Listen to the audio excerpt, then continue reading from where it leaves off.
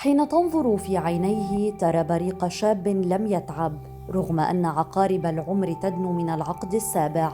إنه إبراهيم عودي أبو سعيد، اسم أشهر من أن يعرف، رجل اختار أن يجعل من الرياضة أسلوب حياة ومن القتال مدرسة في الأخلاق قبل أن يكون مواجهة على الحلبة.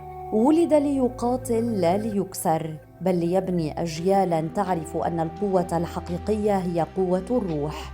من شمس السنغال بدأت حكاية البطل الذي حصد 13 بطولة هناك وركم أكثر من 100 شهادة خبرة عالمية، لكنه عاد إلى صور عام 1982 حاملاً قلبه الكبير ليؤسس نادياً لم يكن مجرد مكان للتدريب، بل بيتاً للحلم، مصنعاً للأبطال، وملاذاً للصغار الذين وجدوا فيه أباً ومرشداً قبل أن يكون مدرباً. لم يغيره العمر ولم تغريه الماديات، رجل تقاس خطواته بالإصرار الذي لا يلين وبالقلب الذي ظل يخفق للرياضة. ما زال يقف في النادي كل صباح كما اعتاد أن يفعل منذ 50 عاماً، يربت على أكتاف الصغار ويزرع فيهم بذور الانضباط. لا يصرخ، بل يكفيه أن ينظر لتفهم الرسالة. خرج رجالاً وشباباً يعرفون أن القتال لا يكون إلا دفاعاً عن الحق، وأن الأخلاق هي الحزام الوحيد الذي لا يسقط أبداً. ما زال مدرباً للمدربين